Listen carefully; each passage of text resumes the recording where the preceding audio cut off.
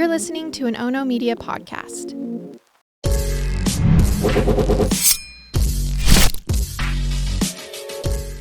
Good morning, and thanks for joining me for Rise and Crime, your morning caffeine hit, all about crime. I'm Mama Jules, and let's start with a story that's just been kind of rolling around in my mind. I have a few of those stories that kind of settle up in here. In fact, Peyton Marley and me have been rehashing the Adnan Syed case lately. You guys, it's just in our genetics. That's what we chat about when we talk with each other. And also because, as Peyton says, Adnan Syed has become her Roman Empire. Well, this crime story, it's one of those for me. I think about it every once in a while. And this crime story I'm going to tell you today, out of South Carolina, well, it had an update back in December, but I was waiting to tell you more, thinking that the investigation was possibly going to heat up again. But so far, there's only been the one update.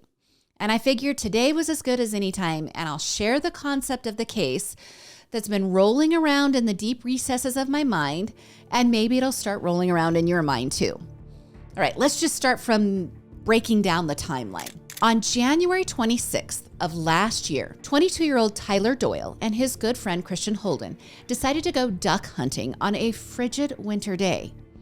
They loaded up Tyler's 16-foot John boat near the Little River Inlet along the North Carolina-South Carolina border. And I meant it when I said it was frigid. The National Weather Service had actually issued a small craft advisory warning for rough sea conditions on that day. According to Christian, Tyler pulled up to the North Jetty and let Christian off the boat so that he could put out the duck decoys. Tyler then pulls out into the water alone, but the engine begins cutting out and failing. When the boat begins taking on water, I'm thinking from possibly smacking into a rock from the turbulent sea that was tossing the sputtering boat around. That's just my guess. Well, Tyler makes several calls at that point. Most of the calls are back and forth with Christian. He's telling Christian that the engine isn't working. At this time, he doesn't seem too worked up. He's just pretty concerned. He and Christian are just troubleshooting what they can do in the bad weather and how they can fix the boat. They also call a boat mechanic that's also a friend named Brandon. And this Brandon, well, he gives some advice to the two about what Tyler might be able to do to get the engine up and running again. As the situation grows more dire, 2 calls are made to the Coast Guard and 2 calls to 911. After several minutes, Tyler's sinking boat begins drifting out to sea with a scared Tyler aboard. More 911 calls pour in, except this time, one is from Tyler's friend Brandon, remember the boat mechanic, who says Tyler is now really freaking out about how much water the boat is taking on. Brandon says he's concerned about his friend and he's hoping that authorities are taking the emergency seriously. Tyler's aunt, Shay Boyd, also calls 911, begging for authorities to help her stranded nephew. Now, I'm not clear who let Shay know. I don't know if Tyler called her. I don't know if Brandon called her, but somehow the aunt finds out and she's nervous too. Okay, here's where it gets a little weird. We've got multiple agencies that can respond, but who's the lead agency? The South Carolina Department of Natural Resources is alerted, along with North Myrtle Beach Rescue Squad and the Horry County Fire Rescue, and of course those 2 calls to the Coast Guard. Now, Christian is telling authorities that at about 4:50 that day, he could still see Tyler, but he says he turned away from Tyler, who was standing on the bow of the boat. Christian says he was trying to flag down another boat. When he finally turned back to check on Tyler, who was quite a distance from him at this point, he said Tyler was gone. Okay, the next part gets even more weird. It's 3 hours until we see the various agencies attempting to ping Tyler's cell phone. You know, maybe just trying to establish a location for Tyler, but the cell phone has been turned off or it's completely out of battery, and friends and family fear that valuable time has been lost. Well, night falls and no one hears from Tyler or finds him, but they do find his boat. A Horry County fire rescue boat reported that only about a foot of the bow was visible above water, and the boat was basically standing on its end. The rescuer said the only reason they even saw the boat was because the gas can that was secured to the boat by a rope was floating nearby. When Sea Tow took the boat to shore, structural issues were discovered, this according to the DNR, and specifically according to an investigator named Ronnie Floyd. Now, Tyler's Aunt Shay said that she was concerned the boat had been purposely damaged in some way. She said that she was told that the gas line looked like it had a tear in it. She also said that she had been told that there was a hairline fracture on the re-welds on the jack plate under the boat. Okay, I'm just going to try to interpret that here. I'm no boat expert. I'm guessing that it means that the boat had either been repaired or welded on the bottom or the underside, and that the hairline fracture was where the welding was at, and that kind of broke open, and that's how the boat took on water. Well, the next day, so the 26th is when he goes missing, and they find the empty boat. On the next day, the 27th, shrimp boat captain Danny Jewell, well, he gets in touch with the DNR. And he tells them that he's offering to comb the seafloor in the area where Tyler was last known to be.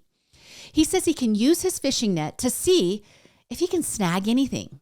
Maybe he can snag Tyler's body or some gear that Tyler had or items from the boat. Well, the Department of Natural Resources denies the request, saying his help isn't needed. So Tyler goes missing on the 26th. The help is offered on the 27th, and it isn't until the 30th when DNR decided to call Danny Jewell back. They are now hoping he can bring his net out 3 days later and drag the inlet. Danny Jewell tells the DNR it's too late. The sea is unforgiving, and that time was the most important thing in this equation. Danny says anything that would have been in the inlet has now been claimed by the sea. Well, 2 days after that, as the investigation is slowly rolling along, Tyler's waders, his wallet, and 5 of the hunting decoys that had been left in the boat, well, they're found off of a beach in North Carolina.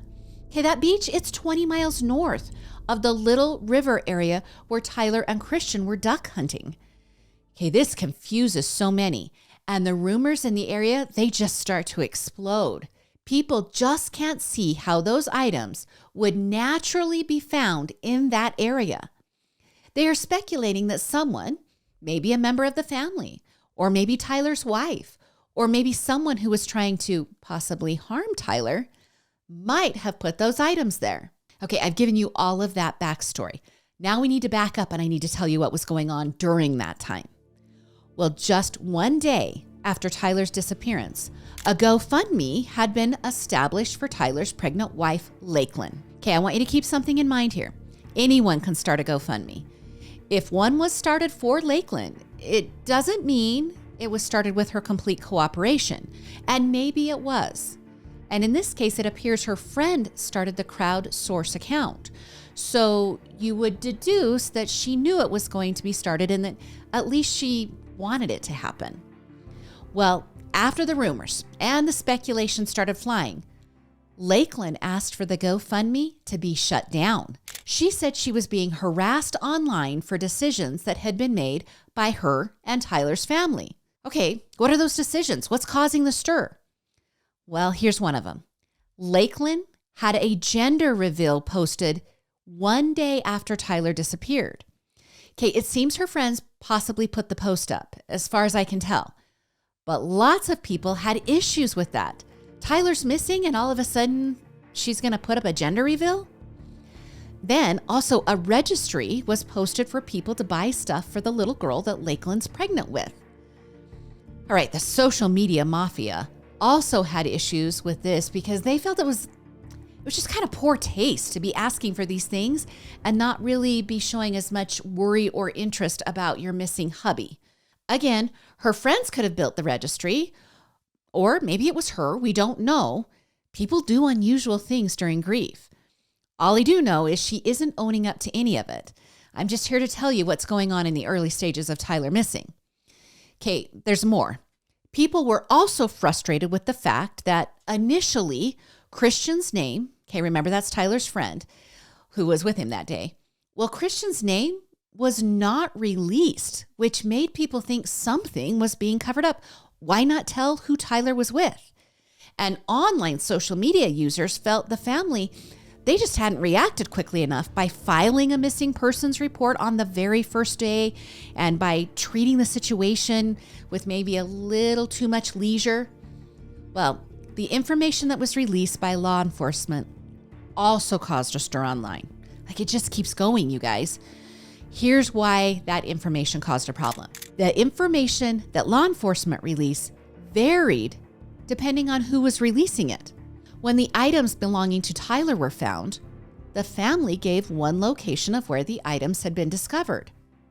And then the Surf City Police Department in North Carolina gave another location. Okay, remember, we've got multiple agencies involved, and it seemed not all of them were sharing the information equally. Okay, so let's go over all of that again. What we know now. We've got conflicting information from family and various agencies about Tyler's belongings. We've got the part where they're keeping his friend's name hidden. We've got what some people feel is bizarre behavior by his wife and the not reporting of him as a missing person. Okay, those are just some of the issues being raised by social media users. And then the GoFundMe was shut down. And before it was shut down, it had raised over $30,000. But Lakeland said she just couldn't handle how everyone was sharing their opinions about what could have happened to Tyler. And she was also saying she needed to protect the health of her unborn baby. Right. I've only given you a portion, you guys. There's more. I said there were more issues. Here's the other issues. Tyler, along with his father, had been charged with attempted murder in the previous year. Okay, you guys heard that right. But those charges of attempted murder, well, they were dropped and the record's been expunged. So very little has been available about that charge. But it didn't stop people from speculating about how maybe Tyler was possibly taken out, or maybe Tyler might have possibly just disappeared on his own accord. And there's more than that. Remember how Christian's name wasn't released at the beginning? Well, that might have to do with the fact that Tyler's family was skeptical of Christian's story. At first, the family couldn't understand how Christian was dry when they first saw him. His clothes aren't wet. Now the family is saying Christian claimed he had tried to help Tyler. Well, if he had tried to help Tyler, the family's thinking he should be soaking wet. Well, the DNR, they stated that a rescue boat had approached Christian on that night following the 911 calls. The boat couldn't quite get close enough, so a rescue swimmer from that boat swam out to Christian and handed him a life jacket of some sort. Christian apparently put on that life jacket or the floating device and swam to the rescue boat. At that time, Christian had phoned his girlfriend Hannah, and she met him at the landing with a change of clothes, so some dry clothes. We've got to remember the water's frigid, the wind is kicking up. Both the rescue swimmer and Christian, they're probably chilled to the bone. When his girlfriend arrived, DNR says Christian got out of the ambulance in his boxer shorts and a blanket and went to Hannah's car and changed into the new clothes. DNR also says that Christian refused transport in that ambulance because he was waiting to see if Tyler was going to be found. Okay, so we've got some competing stories there. But that's not all with Christian and the family. They're also skeptical of Christian's missing gun. The family is saying that a relative of Christian's took the gun before it could be examined by the DNR. And that bothers them. They don't understand why that wouldn't just be open information. And then there's more with Christian. The family is also bothered that Christian made the 911 calls and not Tyler. Tyler had a phone. The call logs show that he and Christian were communicating on those phones. They want to know why Tyler didn't just call 911 himself. Now, I'll say that the wind is really howling in the 911 calls that Christian made. So possibly that's why Tyler asked Christian to call, because the wind is going to be even worse further out in the water. Or another reason, maybe his phone was close to running out of battery. I'm just trying to offer up an alternative explanation for why Christian made the calls instead of Tyler. Now, I just want to look at it from all angles. That's what we're here to do. Okay, but there's more, you guys. There's more issues. Shay, that's Tyler's aunt. Well, she said she knows that Tyler was wearing a life jacket because the boat always had 3 jackets located in it. And she told local news outlets that only 2 life jackets were secured in the boat when it was found. Now, DNR, they're saying it's different. They say that 3 jackets were found secured in the boat. But Christian is saying that Tyler was wearing a life jacket that day when he last saw him. So again, you guys, just more conflicting information. Now, by February 8th, the DNR publicly commits to continuing the search for Tyler, but they acknowledge that nasty weather has hindered their efforts. They also said another agency was joining the search. What is this, like agency number 6? Wings of Hope Search and Rescue, which is a nonprofit group that specializes in an aerial and underwater search. They joined the efforts in trying to answer questions about Tyler's disappearance. 3 weeks after Tyler disappeared, the DNR issued a statement saying that they have completely ruled out foul play. They assert that the case is being handled as a hunting boating accident. Then finally, on March 2nd, the Horry County Fire Rescue Marine Division releases the 911 calls. And all that does is heat up the online chatter even more, because now people are saying what the family is saying. Why didn't Tyler call 911? Why just 2 calls by Christian? Then on March 10th, all agencies, federal, state, and local, they conduct the last search of the waters and beaches nearby where Tyler was last seen. And I can only guess, at this point, the family is feeling, abandoned or forgotten maybe. Some by the various agencies, but mostly by the DNR. And the family takes a bold step, led by Tyler's aunt Shay. They create a profile for Tyler on NamUs. That's the National Missing and Unidentified Persons System. Aunt Shay says she and other family members had repeatedly asked the DNR to create the profile, but they hadn't moved on the request. So she did it herself. And here's that empty part that occurs in most crime stories. It's that time when the headlines die down, when people move on to the next crime story, or maybe it's a national event that takes everyone's attention.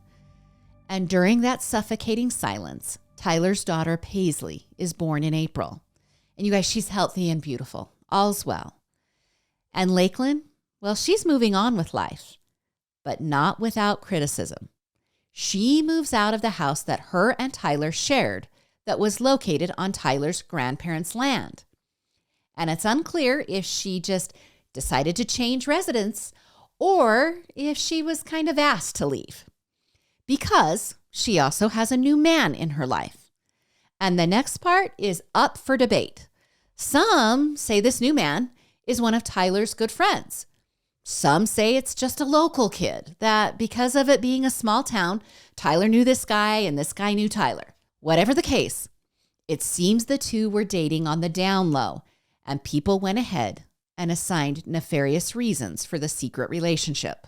All right, some family drama begins with Tyler's father and Lakeland.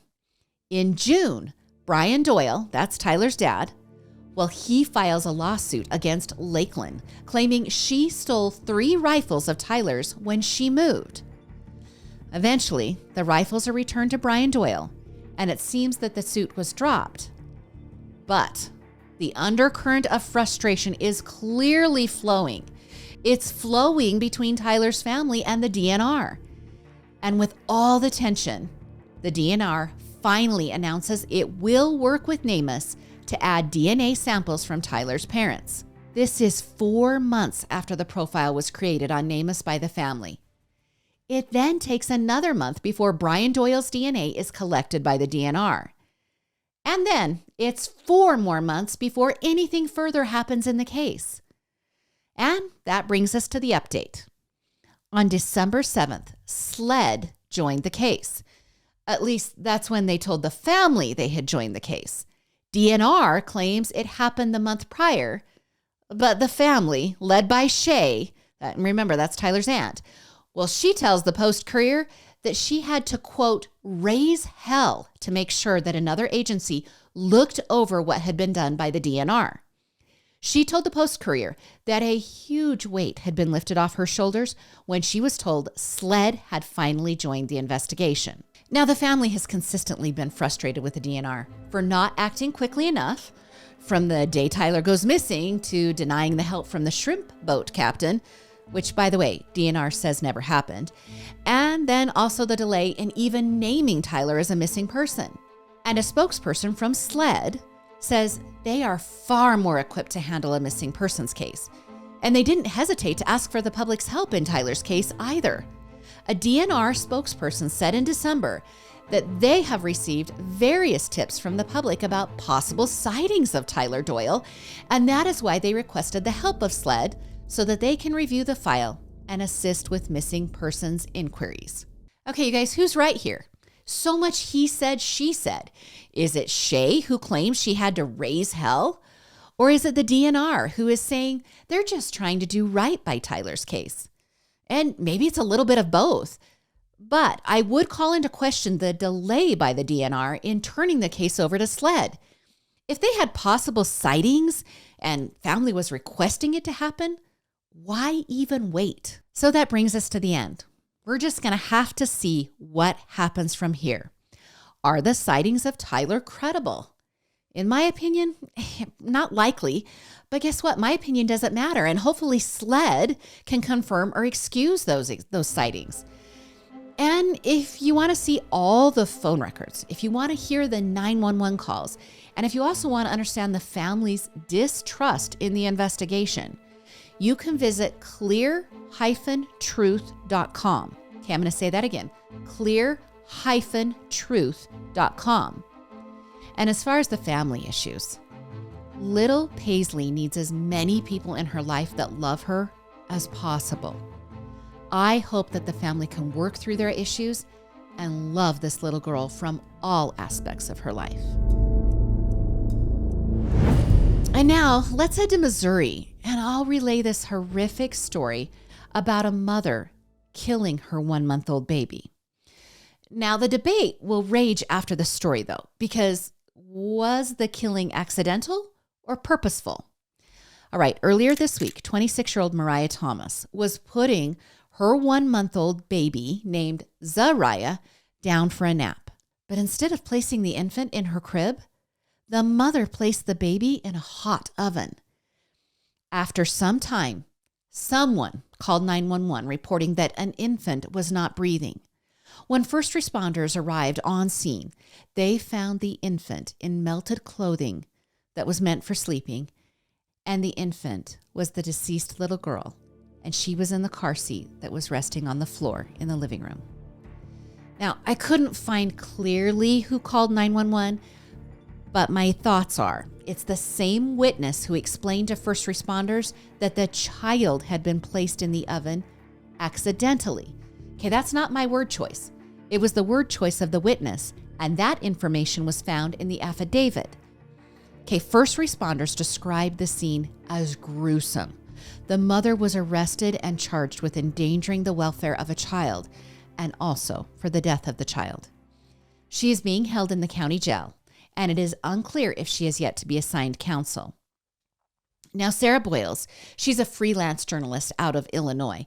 She has provided information that she said she spoke with someone who has inside knowledge, and that person stated that Mariah suffers from schizophrenia and postpartum psychosis. All right, whether she does or doesn't, I'm asking you what you think of the case.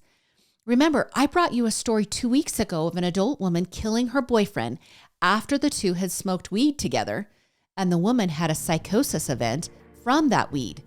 She stabbed her boyfriend over 100 times, and she is not going to serve jail time for the murder. So do you think the same response can be afforded here for Mariah? Okay, I know the two murders are different, but should she be able to claim postpartum psychosis or schizophrenia or both as the reason for the death, and then the murder gets to be called accidental? So you tell me what you think. I also have another question. Isn't it time that postpartum be given more of a spotlight? Are we medically addressing this issue appropriately? Okay, as you respond to those two questions, I want to say my heart goes out to the first responders of this case. I think Jackson County Prosecutor Jean Peters Baker said it best when she released in a statement the following: "We appreciate all first responders who worked on this scene and the prosecutors who went to the scene in order to issue these charges. We acknowledge the gruesome nature of the tragedy, and our hearts are weighted by the loss of this precious life. We trust the criminal justice system to respond appropriately to these awful circumstances." I pray their hearts can find peace in what is a monumental ask for them to perform a duty of trying to rescue a child who's been harmed in this horrific way. And we can end with this update. A fugitive who has been accused of killing a Tennessee sheriff's deputy has finally been captured. It was 1 week ago today that 42-year-old Kevin DeHart allegedly opened fire on two Blount County deputies during a traffic stop. Deputy Greg McCowan was killed, and Deputy Shelby Agers was injured when she was shot in the leg. Law enforcement has indicated that DeHart would not exit his vehicle and that the deputies eventually used a taser on DeHart, but it was ineffective. After being tased, police say DeHart pulled a gun and shot both deputies. For 5 days, DeHart was on the run until Tuesday, when at around 3:30 p.m., police and SWAT team personnel surrounded a home in Knoxville. Neighbors in the area were quoted as saying that they heard several loud bangs and that law enforcement were surrounding the home with their guns drawn. When SWAT entered the home, it was empty, except for DeHart, who didn't put up a fight and was easily taken into custody. The Tennessee Bureau of Investigation credited certain pieces of technology-related evidence that led investigators to DeHart's location. When asked specifically if cell phone evidence was used, the TBI investigator coyly said it helped. Now, DeHart was booked into the Blount County Jail, but has since been transferred to the Loudoun County Jail. Sheriff James Barong said DeHart will likely move back and forth through the two jails as his crimes are handled individually. Now, the sheriff also indicated he will be advocating for the death penalty, but that ultimately that is not his decision, and that the district attorney, in conjunction with the slain deputy's family, will make that call. Now, the sheriff also said body cam footage of the shooting will be released soon, but they are guarding the family's grief at this time, and they're going to release the footage at a more appropriate opportunity. Now, DeHart's brother, Marcus, he was also arrested and charged with accessory after the fact for aiding DeHart during the 5-day run from the law. And DeHart's girlfriend, Carrie Matthews, well, she was also arrested on similar charges to DeHart's brother. Cell phone activity shows that Carrie and DeHart were in contact during the 5 days and that she hid that information from law enforcement. Now, Deputy McCowan, who was murdered during the traffic stop, well, he began full-time law enforcement work in 2020. In 2021, he was awarded the Sheriff's Office Life-Saving Commendation, this for his part in saving the life of a man trapped inside a burning vehicle. Now, the Sheriff's Office said he loved riding motorcycles and also restoring vintage cars. I know that I can speak for most of you Rise and Crime listeners. Our hearts go out to the family of the slain deputy. Well, that's your Thursday episode of Rise and Crime. You guys, thanks for joining Oh No Media and Rise and Crime. I know you hear it from me all the time. I know I say it all the time. But I love that you're part of this journey with me. And if you love what you're hearing, please give a 5-star rating and a review. It really does help the podcast grow. And even better, it's free. And please tell a friend if you love the show, and they can subscribe and join us, and we can grow this community. You can join me again on Monday for more morning crime news. I'm Mama Jules, and keep safe out there.